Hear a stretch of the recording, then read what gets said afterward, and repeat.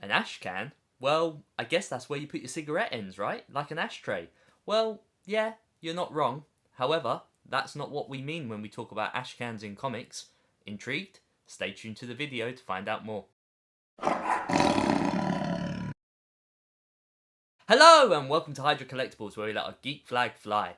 My name's Luke and I'm your host, and today we're answering the question, what are Ashcan Comics? Before we get started, I'd like to encourage you to hit that subscribe button. We put out geeky content every week, and if you'd like to be ahead of the curve, you can also hit the bell icon. So, what is an Ashcan comic? Well, the term Ashcan was originally used in order to describe a small print run of comic books in order to establish ownership of said properties, with the main two focuses being on comic book titles and character designs. This made the purpose of these Ashcans purely legal, with them only existing in order to secure trademarks and copyrights for the subject material they were based upon. It was never intended for these books to ever be sold or distributed. Instead, they would be printed, sent to the publisher as a proof of ownership, and then just simply thrown away, into the ashcan as it were. These ashcan copies were frequently known to contain unlettered stories, unfinished artwork, and whatever other waste paper the company had kicking about the place at the time.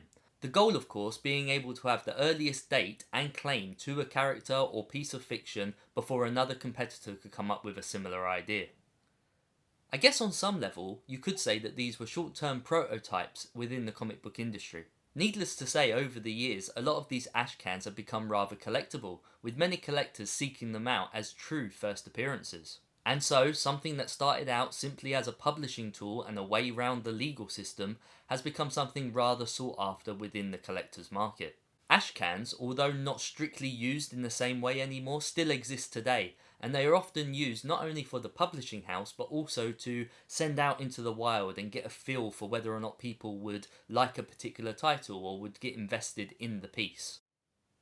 A more recent Ashcan that has caught the attention of the public was of course the Tmnt Last Ronin. This particular Ashcan was released to publishers and there was a little bit of uncertainty about the artwork, and so the entire project was pushed back ever so slightly with a few minor delays, let alone the whole world pandemic situation, and the artwork was completely redone.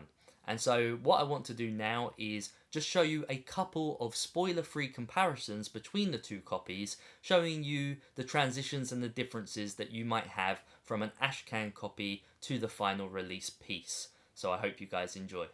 So to begin with, let's take a look at this comic book cover. As you can see, this is very much the same layout on both the Ashcan and the final release. We have the turtle standing in the same pose with his back facing us and his head ever so slightly turned to the left.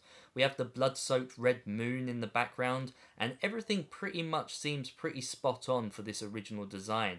However, if we zoom in ever so closely, we can see a much more rounded face to our turtle, a much more friendlier appearance. This, of course, is something that I think they were really concerned about at the publishers. I think people saw this and didn't quite recognise that as being a turtle with the original Ashcan release. Moving forward, we can see that there is a lot more detail on the weaponry, and yeah, the definition on the garments is undoubtedly more detailed also.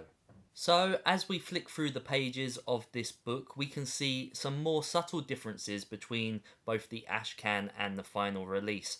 We have very similar panels of the shots of the hand and the polluted waters. We have the turtle still standing in a very similar stance, gripping both the staff and the sai.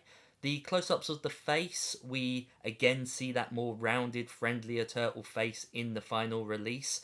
And yeah, we have images very similar to each other as we see the turtle wading through the polluted water. Next across we have the city and the wall, and there's not really a great deal of differences here. I mean, yes, the final piece is a lot more detailed, but overall this is very, very similar. We then see the turtle rising up out of the water, very Apocalypse Now in style. We next see the turtle disarming the surveillance cameras with one of his ninja stars, and it's very clear here to see that in the original Ashcan, this surveillance camera actually looked a lot more like a drone. This was very much some sort of like futuristic robotic piece of equipment rather than the CCTV camera that we spot here in the final piece. I do wonder what their reasons behind this was, because after all, this is set in the future and we do see other robotic things. So yeah, interesting choice for them to make that change there. Not quite sure why. And then finally we come to the last comparison page between the two books, and we have the turtle using the grappling hook, much in the same pose in both issues, and we see him climbing up the wall, giving us that superb superhero landing, and then posing ready for battle with Sai in hand.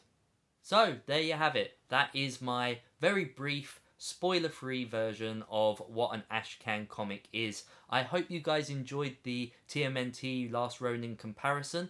Again, I did try to keep that as spoiler-free as possible. I didn't include anything that wasn't in the original Ashcan version for the comparison.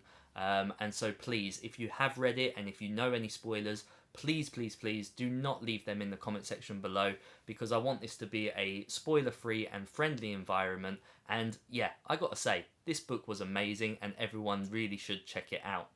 So yeah, if you enjoyed this video, please hit that like button, poke it right in its eye, and why not check out this video up here, or this one down here.